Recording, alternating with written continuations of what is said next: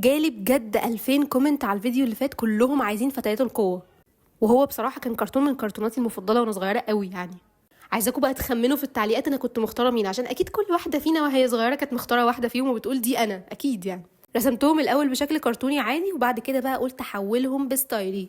وطبعا كالعاده في واحده فيهم كده ما خدتش حقها قوي يعني، فانتوا هتبقوا عارفين هي مين. وواحده فيهم كده طلعت شبه مارسيلين شويه اللي انا رسمتها في الفيديو اللي فات، وواحده طلعت شكلها حلو.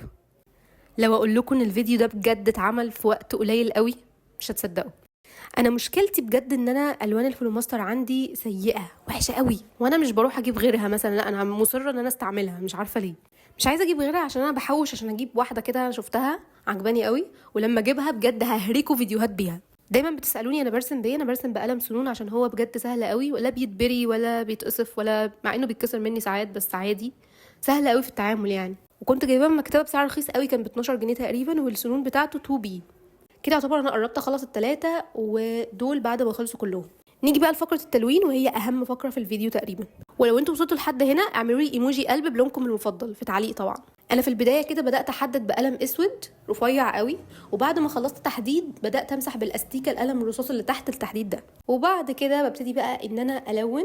تلوين الشخصيات الكرتونيه بجد من امتع الحاجات في الدنيا، سهله قوي لان احنا ما بنعملش بقى ايه ظل ونور والحبشتكنات دي بتاعت الرسومات اللي هي شبه الحقيقه شويه، فالكرتون بيبقى بجد ممتع قوي للتلوين. عايزاكم برضو تكتبوا لي ايه اكتر شخصيه عجبتكم من اللي انا رسمتهم، وايه اكتر شخصيه كنتوا بتحبوها في الكرتون ده. تعالوا بقى نلون اللي هم بستايلي.